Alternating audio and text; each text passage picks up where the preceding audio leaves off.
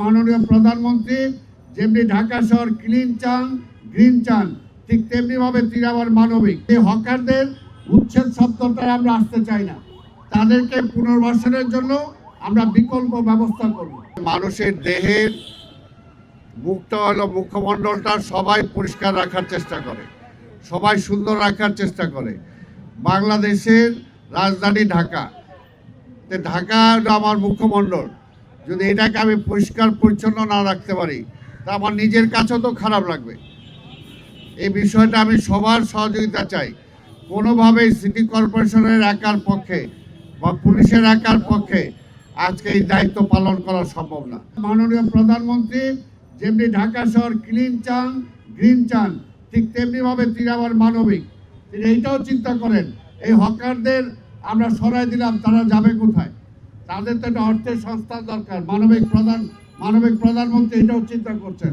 কাজে হকারদের উচ্ছেদ শব্দটা আমরা আসতে চাই না, তাদেরকে পুনর্বাসনের জন্য আমরা বিকল্প ব্যবস্থা করব। আমরা ঢাকা শহরে সান্ধ্যকালীন মার্কেট করব, সান্ধ্যকালীন অফিস আওয়ারের পরে আমরা হলিডে মার্কেট করব শুক্র এবং শনি। এটার জন্য বিকল্প জায়গা আমরা অলরেডি ঠিক করেছি, সেগুলো আমরা দেব। আগে আমরা তালিকাগুলো ঠিক করে নেই। আমরা আপনাদের মাধ্যমে আপনারা বলেন যে তাদেরকে একটু ধৈর্য ধরার জন্য এবং তারা পুলিশের কাছে রেজিস্ট্রেশন করার জন্য যারা ঢাকা শহরে ব্যবসা করতে চায়, কাজে এটা একটা শৃঙ্খলা আনার জন্য আপনারা সহযোগিতা করেন।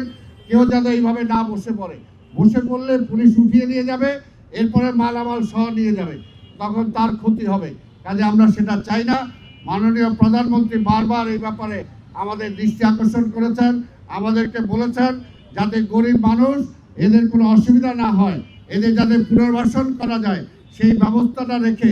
যেমন আজকে যে রিক্সা ঢাকা শহরে চলবে, কিন্তু কত চলবে এটা তো ঠিক করতে হবে। সেটার জন্য রিক্সার লাইসেন্স নতুন করে আমরা চিন্তা ভাবনা করছি, সেগুলো আমরা দেব, ক্রমান্বয়ে আমরা দেব, কিন্তু শৃঙ্খলার মধ্যে আনবো। কারো পেটে যাতে লাথি না পড়ে সেটাও আমরা দেখব, কিন্তু আবার ঢাকা শহরটা যাতে সুন্দর রাখা যায়, ঢাকা শহরটা যাতে মানুষের চলাচলের জন্য যোগ্য রাখা। এই একটা ফুটপাথ, আপনারাই বলেন এতদিন কোনো মানুষ এখানে হাঁটতে পারছে? কেউ হাঁটতে পারে না। এটা তো হলো না, তাহলে কিভাবে হবে? কাজে যেখানে যেটা দরকার সেখানে সেটাকে থাকতে হবে। এইখানেও কিছু দোকানপাট আমরা দেব, কিন্তু সেটা আমাদের থেকে লাইসেন্স নিতে হবে, যাতে পরিষ্কার পরিচ্ছন্নতা রাখাই ঠিক থাকে। আমরা সব জায়গায় ভ্যান্ডারদের দেবো, কিন্তু কয়টা দেবো? 10 জনের জায়গায় যদি আপনি এখন 1000 বসায় দেন তাহলে তো হবে না। যেখানে 10 জন দরকার আমরা 10 জনই দেবো, কিন্তু আমরা চিহ্নিত করে দেবো। সেখানে অ্যাসেনশিয়াল ড্রাগসের ব্যাপারও থাকতে পারে, অ্যাসেনশিয়াল নিডস যেগুলো আছে রুগীদের লাগে, আপনি বললেন, অবশ্যই সেটা আমাদের মাথায় আছে। আমরা তাদেরকে এখানে লাইসেন্স দেবো যাতে তারা একটা শৃঙ্খলার মাঝে বসতে পারে, ঠিক আছে?